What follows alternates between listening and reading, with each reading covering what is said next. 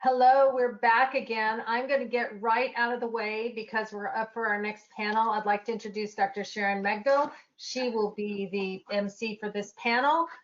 We only have 6 cameras, so I'm leaving. Have a great time. Thank you, Claire. Hello again, everybody. And now we've got all of our 5 panelists and me as moderator. Good morning, panelists. Glad you're all on. And we have a very distinguished panel. Their bios are included in your packet. We have Representative Andrés Cano, who's from District 3. Somebody needs to maybe mute while I'm talking because there's feedback. Make sure you're muted when you're not speaking. Yeah, that's one of the key things is unmute when you're speaking, mute when you're not. Representative Regina Cobb from District 5, and they'll talk some about their districts and their answers. Representative David Cook from District 8, and Senator Lisa Otondo from District 4. So they're from different areas of the state. And then we have Chuck Podolak, Natural Resources Policy Advisor for Governor Ducey. So welcome, everybody. And I prepared some questions. I think I need to make my thing. Well, I'll monitor later for any questions that are submitted. But I prepared some questions that I'm going to ask all of them to respond to. And in the first question, I'm going to go in the order that I just introduced you, which was alphabetical order.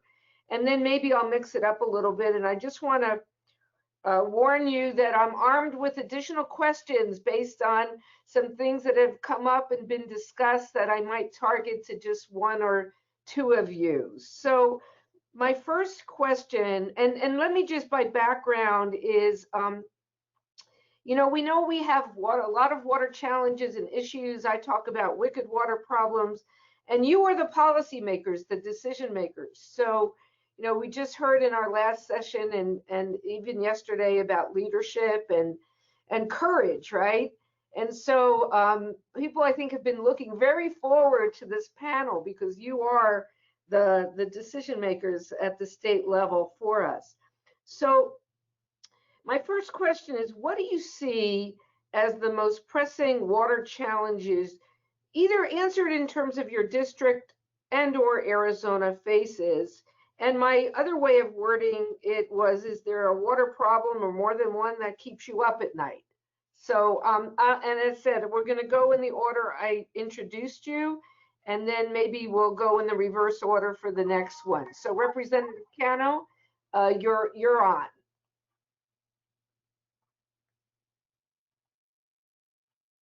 Well, thank you so much, Sharon, and to my fellow panelists. It's nice to see you all virtually, and to 375 of you who are watching from home or from your office, hello and welcome to day 2. I'm looking forward to our conversation today.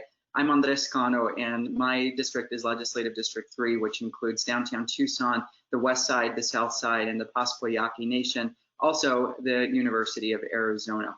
I am really grateful to be a part of this panel because I serve on the Natural Resources Energy Water Committee.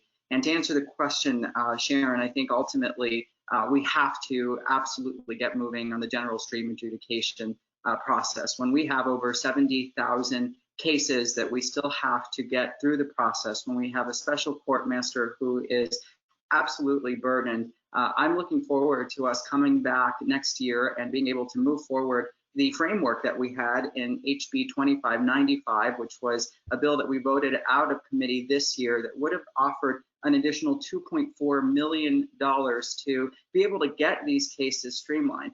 It makes no sense for us to not come together to have an equitable solution. And this was a bipartisan response that I'm really glad that Speaker Bowers and Representative Engel, Representative Gabaldon, our ranking member on the House Democratic side on natural resources, coming together and saying, what can we do to get this process moving forward? You know, this is not the Wild West anymore, and I think it's simply not appropriate to continue to further this ambiguity and uncertainty any longer. And I think if we're talking, as your panelists were discussing in the previous discussion, and as the respondent said, we have to tie our water decisions based on water supply. I think getting these cases moving forward is one of those immediate ways that we can do this. Great, thank you so much. Representative Cobb. Thank you. Thank you, Sharon, for having me this morning. I appreciate y'all being out there in virtual land. I think we're all getting used to doing this now. I'm Representative Cobb. I'm from District 5. I'm on the Appropriations and Committee. I'm Chairman of Appropriations. District 5 is Mojave, La Paz County. So we have, the Colorado River communities on the west side of the state. And, when I look at what keeps me up at night, or what are the issues within my district, I look at the water mining. We definitely have water mining within our district. We have areas within Arizona and outside of Arizona that are mining water. And just recently, we've experienced the fourth priority water rights wanting to be transferred from Cibola area down in La Paz into the Queen Creek area. And then we've had other farmers coming in with a lack of regulation and from other areas of the country and outside the country, mining the water and then selling the land according to what kind of water use they have. This is all really difficult for us because of the limited amount of water we have and some of the aquifers, the lack of data that we talked about earlier on the last panel. Those are some things that we need to really look at. And I think that the data and what we can utilize that for in the future is important. We haven't structured anything since 1980. So 40 years later, we're in rural areas, and we have not had any regulations increasing, but yet we're decreasing in our water. All right, thank you for that. Now we'll go to Representative Cook. Thank you, Sharon. First of all, I want to thank all of you guys for being here, and it's good to see Representative Cano. I want to thank the sponsors that have helped you put on this two-day conference. I think it's been very informative in the parts that I've been able to take the time and see. And I would like for all of us to think about the families and stuff at Cano Basin that are going through those fires and the fires that are happening across the state of Arizona and what those people are facing. So our thoughts and prayers, as I'm sure my colleagues, keep those people in their thoughts right now, because a lot of your climate change talk and things like that, what I think it is something completely different. When you reduce the number of cattle out there, when you don't have grazing, you get blazing. So when I listened to the earlier panels and what Regina Cobb just said, Representative Cobb, is that what I think about the next 40 years is that we do need to have these discussions. And the part that I've been a part of is that what happens is we need to focus on Arizona, in my opinion, and split it up into 4 regions. So we just had the presentations that say that there's problems up in Regina's area, if you don't mind me calling you Regina, Representative Cobb, sorry about that, is that we have problems up in the northwestern part of Arizona. We have problems up in the northeastern part of Arizona. We have problems in the southwestern part, and we have problems in the southeastern part of Arizona. And we need to focus on those areas individually and come together to solve those problems because they're unique. The things that Representative Cobb just talked about, the water mining and the transfer of water, was 2 problems to the northwest and to the southwest. The Cibola transfer is in the southwest. The problems with the water mining is in the northwest. So what I would like to see is for us to come together with level heads like Representative Cano, Representative Cobb, Senator Otondo, and other lawmakers, and bring in the stakeholders to focus on these problems, but each one are individual. So that's what I'd like to see. Senator Otondo, you're up. Need to unmute.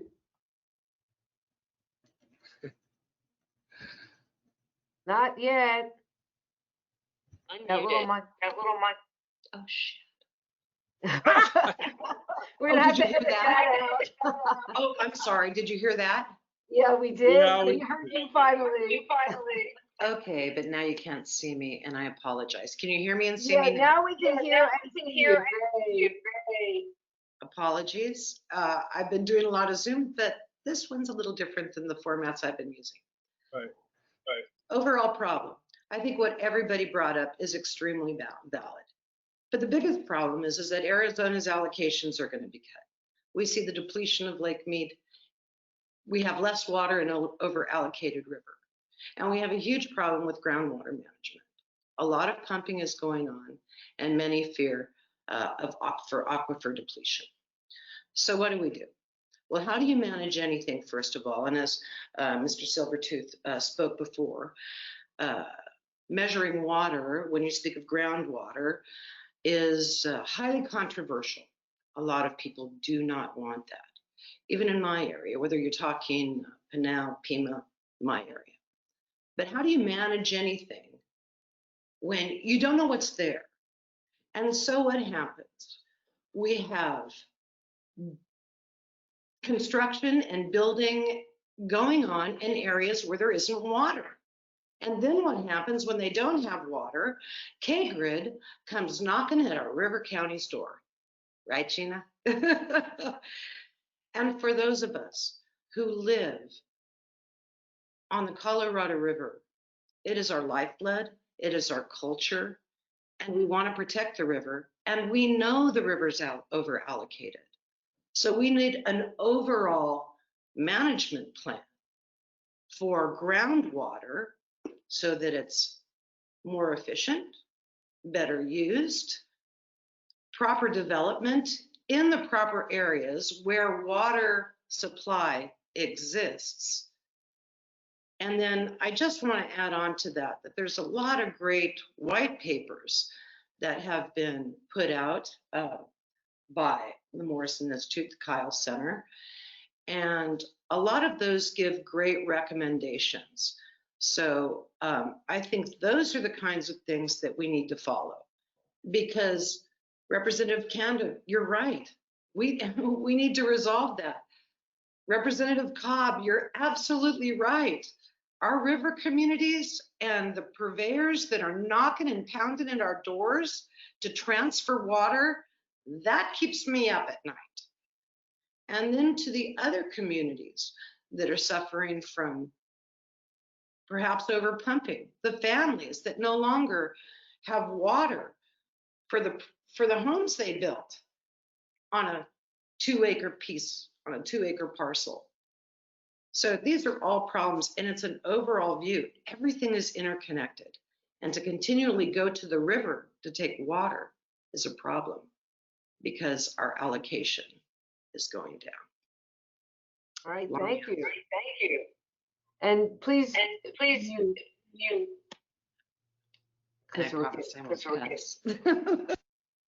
All right, good, thank you. So Chuck Podolak. Thanks, Sharon. Can you guys hear me? So I appreciate the invitation to speak on the panel, and I realize I'm sort of the odd man out here with everyone else on this panel has been elected, and I'm just the staffer here, so I appreciate the invitation. Sharon, to answer your question, I think the biggest challenge right now is factions. What we've heard yesterday, what we've heard today, there's a lot of celebration talking about what has happened in Arizona. The big steps forward, the Colorado River Compact, the Central Arizona Project, the Groundwater Management Act, the Drought Contingency Plan, the major tribal water settlements that have been discussed. Those all come with trade-offs. Those all have affected many, many people. Those have all been successfully done because you got a large, diverse group of interests together, and everyone made compromises. And what came out was big deals, game changers, bringing water from the Colorado River, settling major uncertainties about who owns what, setting the path for the next 6 years on Colorado River management. There was a lot of talk yesterday about the group of people that created the Groundwater Management Act. I think a lot of people were, including some here, were heavily involved in the DCP steering committee. I think we have an ongoing, we heard earlier this morning about the Governor's Water Council. I think those are the forums and the venues that you can bring all these things together, and that you can have those honest conversations about the deals and the bargains. I think sometimes there's a desire to do it issue by issue, to take my faction, my geography, my sector, run to the legislature and change water policy on a narrow thing to benefit my sector. Who's got the votes in the legislature? Who's got the political power to roll people over to solve your one issue? You can do that, and there's plenty of examples of that. But I think the big things that we celebrate when we get together at these are those big packages, the deals, the compromises that come out. And those are the things that we talk about 20 years, 40 years on. When we talk about standing on the shoulders of giants, when we talk about the water leaders, it's those people who have been involved in those big packages. So I think that's my the pressing water is not a water challenge, but it's how do we deal with these things, and how do we see these as willingness to. Again, I'm not naive, and I say like, hey, we're just going to all get together and hold hands and do things for the benefit of the state. But factions operating as individual factions is different than factions coming together in a big process. Well, in fact, we've heard a lot about process, starting with Governor Babbitt yesterday. His key point of his was the process that led to the Groundwater Management Act back 40 years ago. So maybe with the last comments from Chuck, I'm not quite asking the best follow-up question, but my next question was, what water management changes, improvements would you like to see to address those water challenges? And the other way I worded it was, do you have a policy priority for the next legislative session or beyond? Now, Representative Cano, in your answer, to the first question, you gave a legislative priority. We know this was an unusual legislative session. It was an unusual period for all of us, right? Our activities suddenly ended in mid-March and changed. So we know that there was certainly unfinished business at the legislature, bills that did not make it through that might have if it were a regular kind of a session end.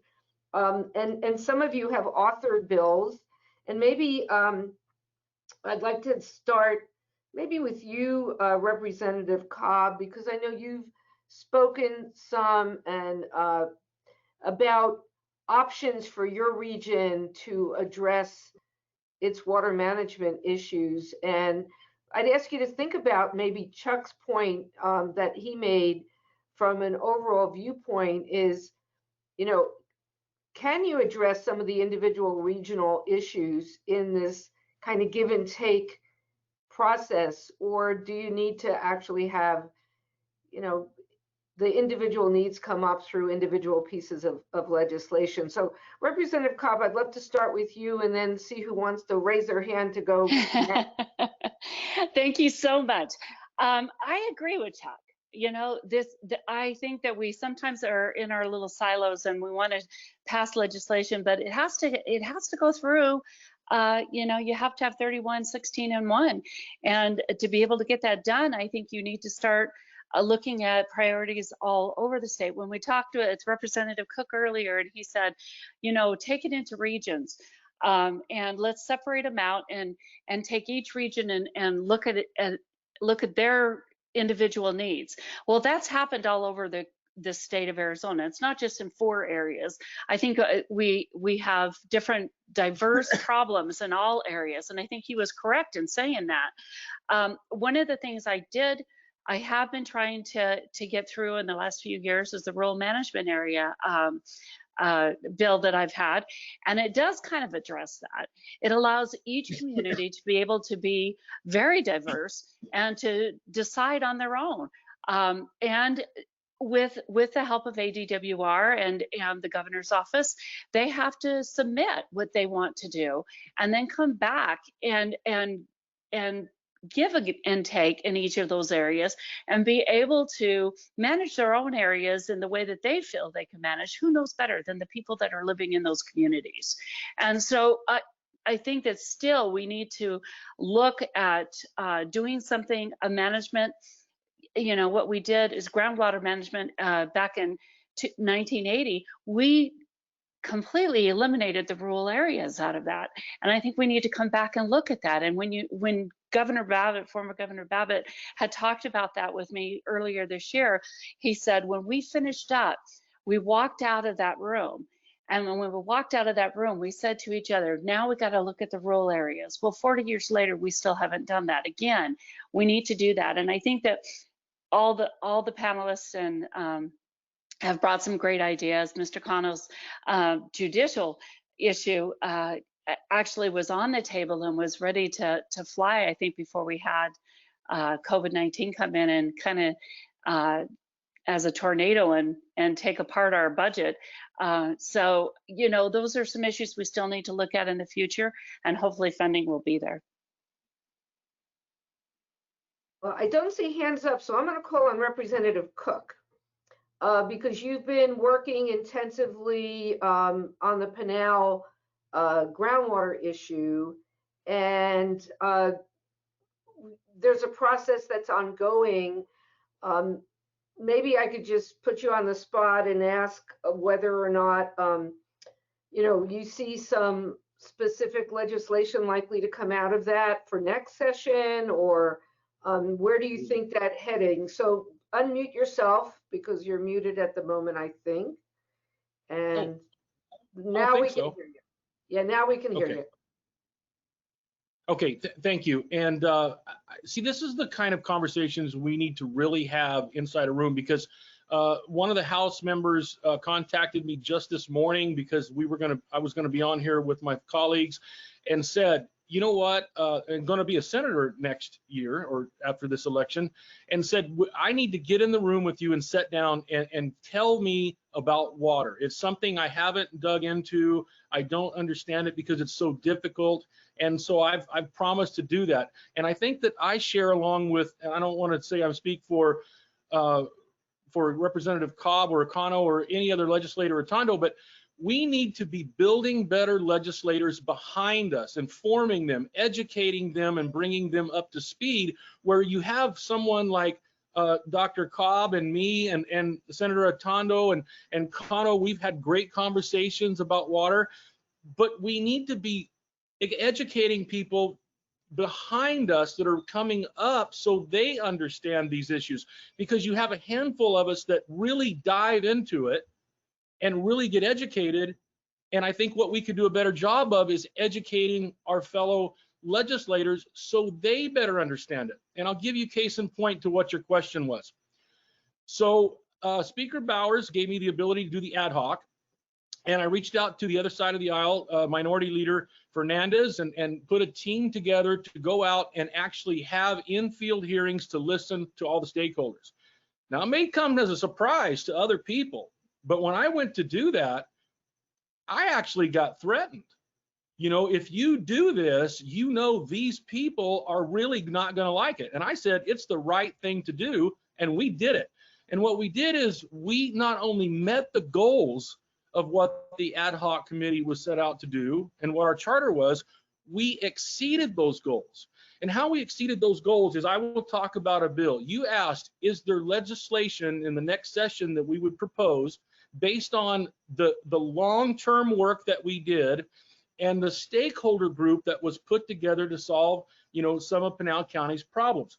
I want to point out the idea and the concept I said before about building better legislators behind us, about getting them educated on water. I want to talk about freshman Representative Roberts. So out of that stakeholder group that was conceived and put together and their long-term hard work, Mr. Roberts, Representative Roberts, introduced House Bill 2880. That passed the House and was sent to the Senate by a vote of 32 ayes, okay, and 28 nays. Now, what that bill was going to do was going to say that if you're in line with certificates at DWR and whatever your project was, that it would change statute that if whatever the amount of water that was needed for that project, and you changed it to a different project at a lower water use, you would not be put to the end of the line because you changed your project. Now that's got common sense in it. Let's see. If I've got a project that I'm going to use 3,000, 4,000, I don't care if it's 40,000 acre feet of water a year, but I want to change that project that uses less water. So if it's a housing development with a golf course and I say golf is on the decline, I'm not going to put in a golf course. Therefore, I'm going to have desert landscaping at a reduction of water use. Then why would we penalize those projects and put them at the end of the line? They should not lose their place in line when I think we would all agree water conservation is part of the discussions for the future. How do we conserve more water? How can we store more water? And how can we move water between willing places to the places that are requiring it? I think those are three areas of water conservation and talks that we need to move forward. And I think Mr. Babbitt hit the nail on the head is we need to involve legislators in that process, however we need to do it. And I want to thank the governor, and what Chuck has said is about, you know, the governor puts these stakeholders together. But if we think about what I've said is we need to include and educate legislators so they can be informed about these decisions. I would like to see more legislators involved in the process. And I would hope that Chuck, and I'm glad you're on the governor's staff now. I've known you for a long time. And I would think that we would have, even if it's a sub-working group from the governor's group of just senators and representatives so that we can take a part in those discussions. All right, so we have a very specific suggestion for Chuck here. Before I call on the next person, I want to put a little plug in while I think of it. We've heard, we've had a lot of releases recently of some very good resources. Yesterday's, I think it was I think Kathy Ferris mentioned the Arizona Blueprint that the Kyle Center just released last Friday. Last Friday, the Water Resources Research Center, together with the Babbitt Center for Land and Water Policy, put together a visual guide. Representative Cook, I don't know if you've seen it yet, to the Pinal AMA, where it took information and presented it in a way that we've gotten very good feedback. And then the third thing that just came out, I believe on Monday, or was it yesterday, was the Colorado River is a living river that was put out by the Babbitt Center for Land and Water Policy. And so to your point about education, there are a lot of folks out there trying to help in the ways we can help get data readily available, visually attractive in presentation with maps. And so let some of us help that process, some of us who are educators and the like, help that process. But I wanted to put a little plug because there's been some major releases just within the last week. So who would like to go next? Lisa, okay, Representative Cano, and then Lisa, Senator Otondo. Thank you, Sharon. Look, I think ultimately legislators can talk about ourselves all the time, and for some reason we have a tendency to do that. I think we ought to be empowering the water policy experts that actually will pay attention to data, will pay attention to ensuring that safe yield becomes a necessity and not just, you know, a buzzword that we use in different conversations. And I think the number one problem right now is data. And when we look time and time again about where our values are, I'm really upset that this legislature and this governor have not made the appropriate steps to fully fund the Department of Water Resources. You know, in 2008, we had about 231 full-time positions. We now have less than 140. That's a 40% reduction. If we want to move the AMA plans forward, if we want to actually ensure that we're adhering to the timelines that we agreed to, it's going to take a minimum of $6 million in additional resources to have the Department of Water Resources have the tools that it needs to be able to get us moving forward. This is an appropriations discussion. I think this is a lot of times where we come to a halt because we ask where the money is going to come from. But I'm hoping that out of this panel, what we could do is have a conversation about not what can we do with less, but what can we do with more, because every single stakeholder on this call, in this conference participating, knows that we are losing hydrologists. We are losing key influential policy makers and advisors in the Department of Water Resources to the private sector. And I just think that it's time for us to come together and address this issue.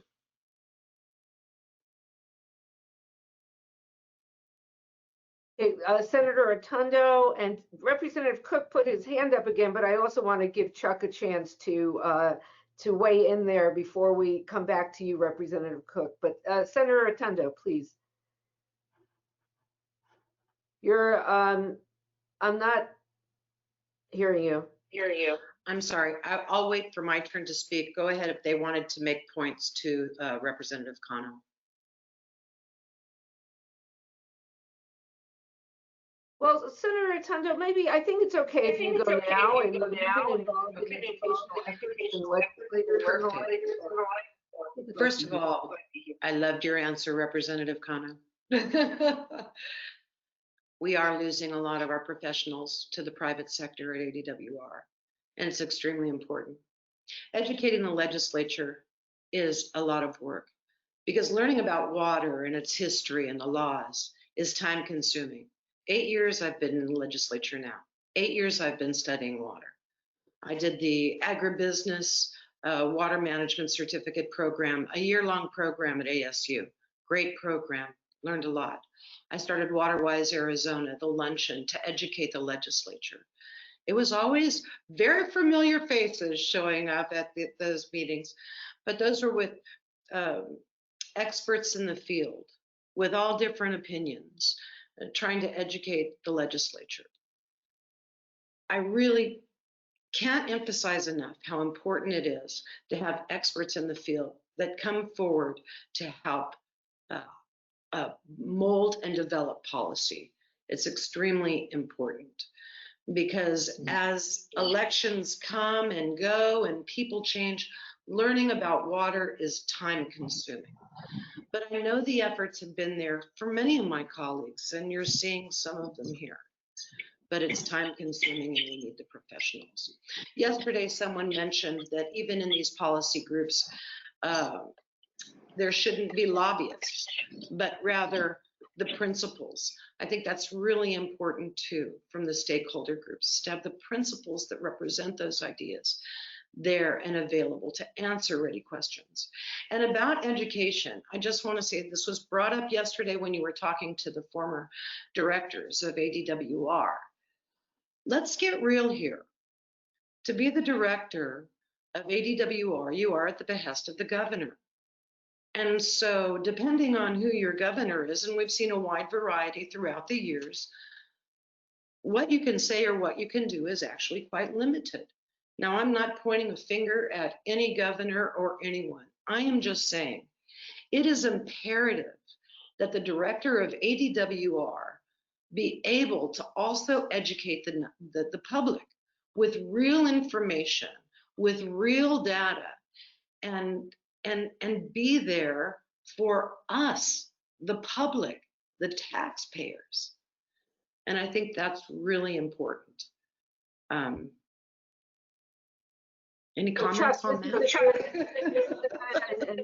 And a good transition over to you, please.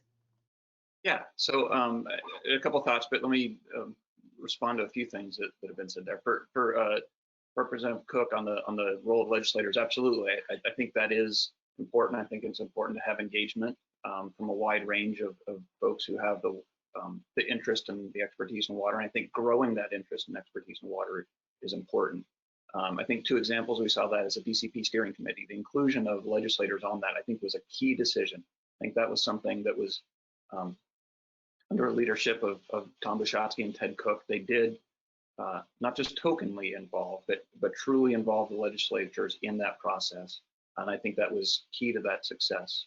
We've also seen that on the Governor's Water Council. We've seen that we have true involvement by legislators. We have legislators serving as chair people of the committees, and I think that's important. So there is a commitment, but I think you're right, David. I think continuing engagement, continuing education, Senator Otondo, what you just walked through on the interest, the certificate program, like that desire to learn more and get more. I think that's important, not just at the legislature, but around Arizona. And so I echo those comments. As to ADWR,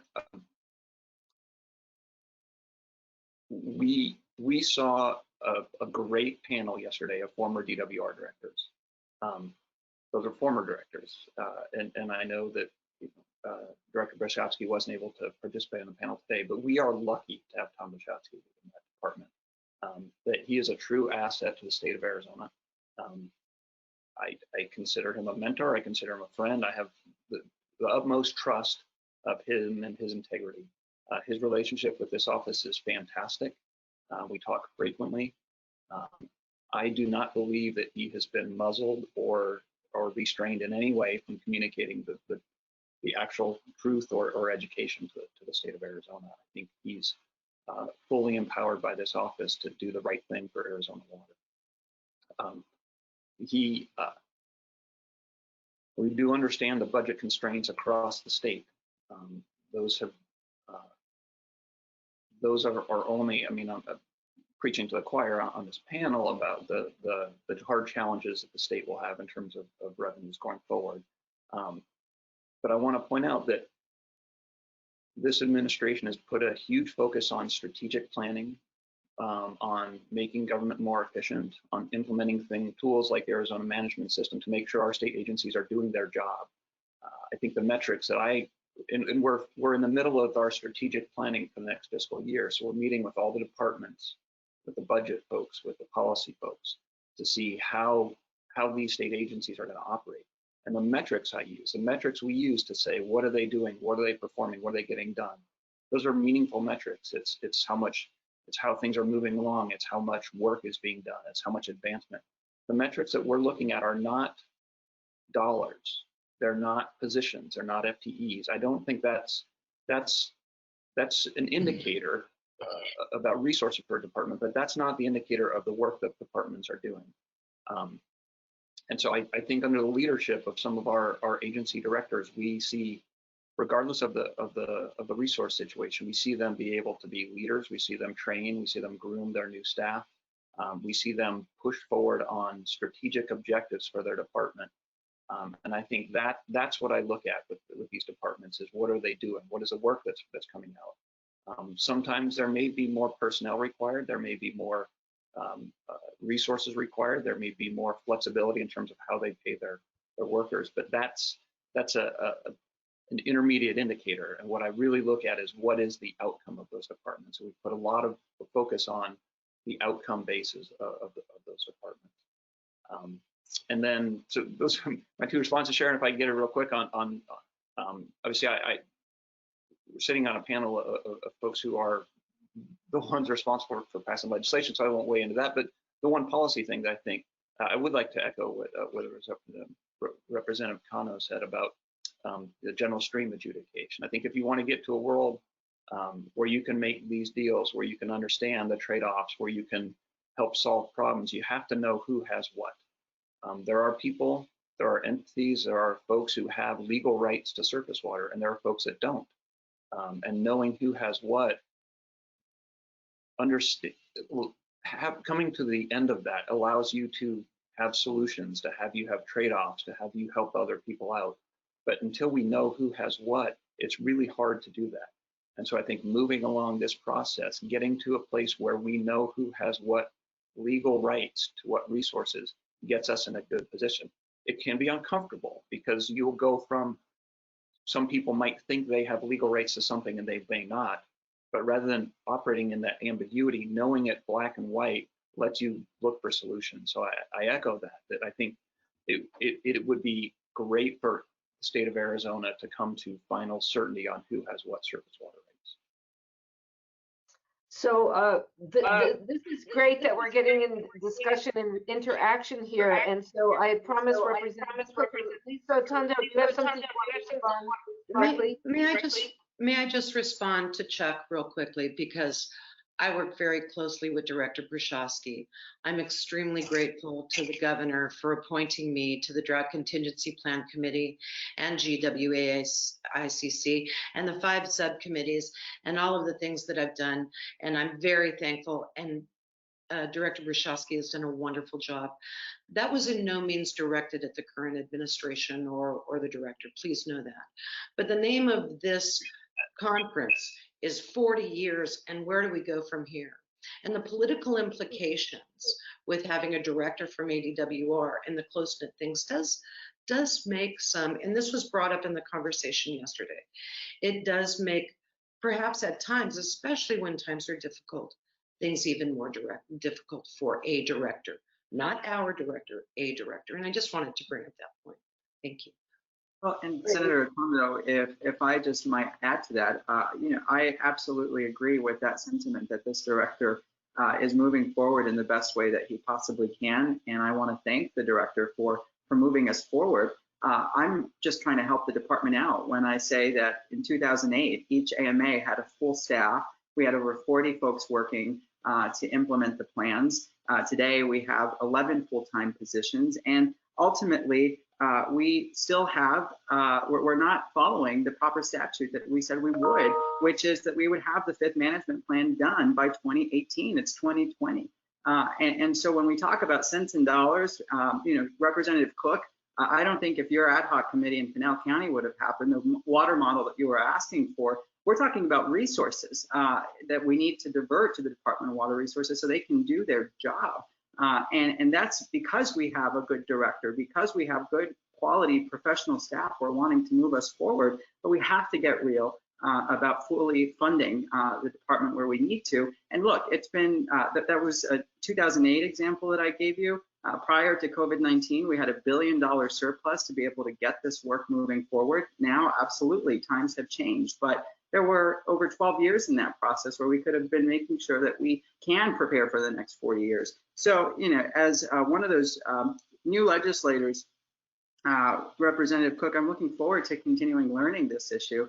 But I have to advocate for that additional revenue to the department. It's just common sense.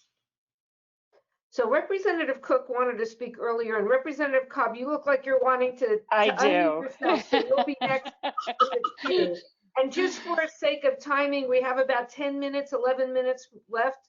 And I'm already thinking, how do we continue this great conversation? Because there's questions coming in and all that. But Representative Cook, please.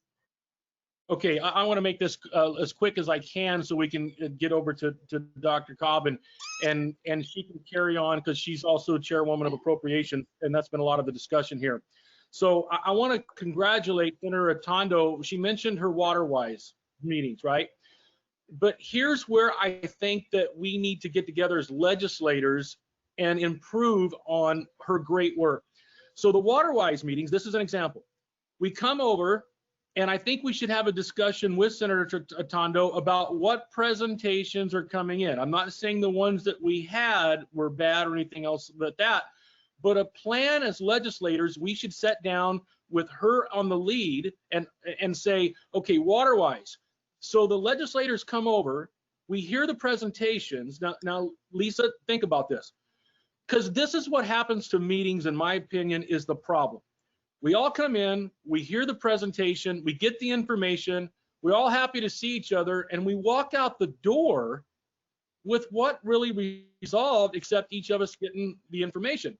What happens, in my opinion, we should do is we all get the information as legislators, we run everybody out of the door, we close the door, and then as legislators, we have a solid conversation about what we've heard, about what we agree upon, about things we should work on together, additional information, and answer each other's questions so we can all better understand it, to go back to our groups and our parties and have that discussion with them, and then move on to the next meeting and keep track of that and build a consensus together. And I think we could all share of how many times have we gone to a meeting, got information, we all shake hands and walk out the door, and I always think, what just happened? Right? So I just want to touch on that. The second thing is I want to defend the director here as well. I've heard a lot of your comments about that. you know, of course, that's why I asked for Bashofsky to be on that ad hoc committee, is to bring him and his expertise in to help guide us as legislators with information as a group. And one of the comments that I heard in Pinal County in my district when we did the ad hoc was some of the upsetness from my constituents in those groups were, you know, we reach out and we're having these water meetings trying to solve these problems, but Bashofsky, the director, never sends his senior staff down here. He sends these kids. Well, in the defense of Tom, his own words were, that is my senior staff today. Right? He is sending his best, but they're young adults that are just learning, because that's the resources that he has today. Because we see like Doug going off to somewhere else and leaving the department, taking that expertise. So the last thing I want to say about is that some of the talk was about who owns what water that Chuck said. This is one of the things that we were looking at. So if 80 years ago, and we're talking about the east side of the valley there in that area, is that 80 years ago, they went to the department, they got a well drilling permit for drilling for groundwater. They drilled for groundwater. They're pumping groundwater. But 75 years later, we learn about something called subflow and saying, oh, you're not pumping groundwater. You could be pumping whether it's 5%, 10%, 50%. We don't know the determination of that, but you are pumping something we've discovered now is subflow, which you don't have the right to. So now are these people that have been in business, are we going to penalize them for information that we have today that we didn't have 80 years ago? I don't think anybody would think that would be reasonable, but that's one of the just examples of how we need to break this down in areas and get together and try to solve it. So I will turn it back to you. Yes, thank you, Representative Cook. I was at that meeting where Director Bashofsky had to say, those are my senior staff. Yes. I was there. It's exactly as you said. Representative Cobb. I just wanted to address Mr. Cano. I know he's pushed forward a couple of times on the funding piece, and you know, we can't stress this enough. We were in $1 billion surplus, and guess what? That a lot of those dollars were going to the Department of Water Resources. If you look at the budget prior to COVID-19, you would look in there and you would saw $3 million for new studies. You would have saw adjudication dollars. You saw the hydrologists, more funding for hydrologists in there, and more staff for ADWR in the budget that we had prior to having to go back in and skinny that budget down. So if we have those surpluses, granted, we're going to be in there doing that. And I've hear so loudly from director of how he keeps losing great employees to other organizations that are paying a lot more for the same job. And I hear those things. So I am, you know, I'm very sensitive to that. My only ask this year was more money for ADWR. So I hear your voices, Mr. Cano. I know you've been stressing that a couple of times. We were on the path to be able to finally get them funded, and I think even more than $6 million was, if you look at all the different areas that we were funding, it was over the $6 million mark that you're talking about. There's 4 minutes left in the panel discussion. 15 seconds. I want to add on to what Dr. Cobb just said, is that also we got together and talked about what does the adjudication process need? And Representative Cano brought that up, and Otondo brought that up. So what the adjudication process needs to process these things even faster. What they told us they needed was more staff to put these adjudication packets together to go through the system, right? So if you just picture the judge sitting there saying, I can handle more cases. We don't need an additional water master judge. What we need is the staff to put together the adjudication packets on that end so we can move them faster. So the concept that we all sat down and said, okay, we understand. So we'll take some money. We'll transfer it over there. You can hire the staff and things that you need to put these packets together and get what you need so we can move these streamlined adjudications things together, and then come back and report to the Natural Resources Chair and the Chair of Appropriations to find out how these things are moving. So in other words, if someone needs a shovel to dig a hole, we don't need to be giving them a screwdriver. We need to be giving them the shovel, the tool that they need. All right. So I think I heard we had 5 minutes left. I'm watching the clock. Julie said something in there, I believe. It's almost like being Zoom bombed by the timer here, you know. We have about 3 minutes left, Sharon. 3 minutes left. Yes, 11:12, and we go to 11:15. So, Senator Otondo, I see you raising your hand. And one of the things I'm going to note is that we have had some good questions come in, but we don't have enough time to consider one of the biggies that came in, which is the idea of water markets. So I just want to throw that out there. I'm just going to tell you some of the questions, not to answer, and then I'll go to Senator Otondo and then maybe Chuck after that. But here are just some of the questions. Can everyone speak to the idea of a water market in Arizona? A question specifically to Chuck: is there enough diversity of thought and ideas on the Governor's Council to achieve the comprehensive policies we celebrate? Can everybody address the leadership challenge? Is anyone prepared to talk about regulating PFAS, forever chemicals? Can we recruit water companies in rural areas to educate the public about water use and effects on the future? How can the need for transparency be reconciled with the need for closed-door meetings? So these are some of the questions that have just come up. I'm throwing them out there. And maybe in the last 2 minutes that we have, I can give each one of you, starting with Senator Otondo, just a chance to offer a wrap-up excuse me, comment if you wish to do that. So Senator Otondo. Okay, I'm going to jump in fast. David, at WaterWise, I asked for a panel. It's a very well-rounded group, and the problem is there's too much competition at the Capitol, as you well know, for an hour and a half long with all of the other topics that come. I'm open to anything. That's something I've always wanted to push at the education. To Gina, I too sit on appropriations, and I really appreciate, in the Senate, and I really appreciate the fact that you wanted to allocate more money to ADWR. The fact is that we've got to compete with the private sector. After 3 years, they're leaving. You're absolutely right, Cano. Representative Cano, you're absolutely right. One thing you just mentioned, Sharon, when you were talking, was basically about water purveyors and the privatization of water. If water goes to the highest bidder in this state, we are in trouble. We will watch our river city communities and our rural areas be devastated, completely devastated. So no, no, and no.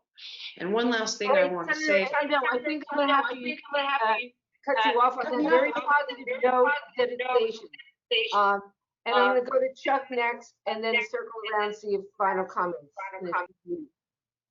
Thanks, Sharon. So 3 things real quick on the Governor's Council and the diversity question. I think we're willing to look at that. I'm happy with the makeup of it, but it's not a static organization, and if we don't have the right people on there, we're willing to modify the membership of that. On PFAS, we're working on that as well. So we know that the EPA is working on things. We know that the DOD is working on things. DEQ has been involved with the greater Tucson community in terms of sampling and making sure that no one's drinking contaminated water coming out of their wells. And the Arizona National Guard has been on that as well. So we have been engaging with DOD. We have been working together with the Department of Emergency Management as well as DEQ. And on the adjudication for Representative Cook, I think there may be a number of bottlenecks, right? So it may not be, hey, do you need a shovel or do you need a screwdriver? But maybe we need a shovel, we need a screwdriver, we need a power drill, we need all of those things. And so I think there are some things to address on the judicial side. There are some things to address on the assistance for a small claimant side. And there may be issues to address both at the DWR side. So I think to achieve that goal of achieving certainty and figuring out how to take care of issues like subflow and moving the adjudication forward, I think it may take resources across the board. So rather than having it be an either or, let's look at all the bottlenecks that are there and see what tools we need to put on the table. So we're officially over by a minute. So Representative Cobb, Cano, Cook, do you have something real quick you want to say? Representative Cobb, you're good. Thank you for now. We'd love to have this go on longer. Representative Cano, any final comment? You're good? I'm good. Thank you so much, Sharon. In 10 seconds, I'll just say that we need to get smarter about the data coming in. Our state is getting hotter, and ultimately we owe it to our future and current Arizonans, but especially our children, to really come together on these issues. And I'm inspired by the bipartisanship that we've witnessed in this conversation. It's going to take all of that to keep us moving forward. And come January, when we're back at the Capitol, I look forward to being among your advocates. Representative Cook, any final comment? You need to unmute. I want to see in the water adjudications a fund set up to protect people, because it's hard to find people that are attorneys that handle this water stuff, whether it's through the department, that will help and assist these landowners that are being challenged on water rights through the process. I would like to see some help for them, like a defense attorney. All right. Well, I want to thank you all for taking the time. This is a case where maybe the technology helped us by getting you all in one place at one time to be on the panel. So we really do thank you all. And I'll give you a big round of applause on behalf of the audience for your great comments and insights. Thank you so much. Thank you, Sharon.